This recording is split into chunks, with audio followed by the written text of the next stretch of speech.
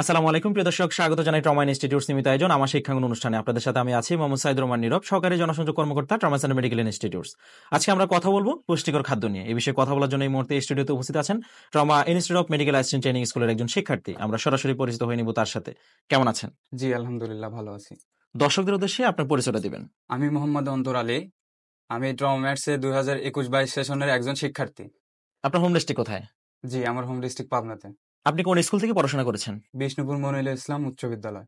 অন্তর, আমাদের অনুষ্ঠানে আপনাকে স্বাগত। প্রথমেই বলুন তো, পুষ্টিকর খাদ্য বলতে আমরা কি বুঝি? ধন্যবাদ। পুষ্টিকর খাদ্য হলো এমন খাবার যা শরীরের বৃদ্ধি, শক্তি ও রোগ প্রতিরোধক ক্ষমতা বাড়াতে প্রয়োজনীয় উপাদান সরবরাহ করে, যেমন প্রোটিন, কার্বোহাইড্রেট, ফ্যাট, ভিটামিন ও খনিজ। কোন কোন খাদ্য উপাদান আমাদের প্রতিদিনের খাদ্য তালিকায় থাকা উচিত?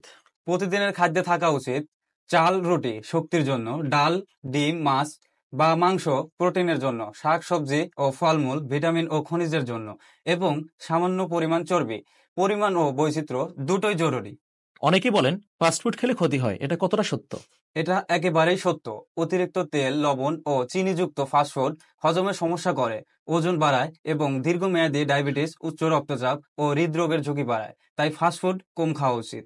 আপনারা এই বিষয়ে সাধারণ মানুষকে কিভাবে সচেতন করেন? আমরা স্কুল, কমিউনিটি ক্লাস এবং মায়েদের উঠান বৈঠকে পুষ্টি নিয়ে আলোচনা করি। পুষ্টিকর খাদ্য নিয়ে চার্ট, পোস্টার বানিয়ে মানুষকে দেখাই কম খরচে কিভাবে পুষ্টি নিশ্চিত করা যায়। অন্তর, পুষ্টির অভাবে কি ধরনের সমস্যা দেখা দিতে পারে বলে আপনি মনে করেন? পুষ্টিহীনতা শিশুদের শারীরিক ও মানসিক বিকাশের সমস্যা হয়। বড়দের মধ্যে দুর্বলতা, রক্তশূন্যতা, রোগ প্রতিরোধক ক্ষমতা কমে যাওয়া ও ত্বক, চুলের নানা সমস্যা দেখা দেয়। প্রিয় দর্শক, আজকের আলোচনা থেকে আমরা বুঝতে পারলাম শরীর ঠিক থাকলে মন ভালো থাকে, সেটার জন্য প্রয়োজন পুষ্টিকর খাদ্য। সবাইকে ট্রমার্সের সাথে থাকার জন্য আন্তরিক ধন্যবাদ। আজকের মতো এখানে শেষ করছি। দেখা হবে পরবর্তী পর্বে। ততদিন ভালো থাকুন, সুস্থ থাকুন।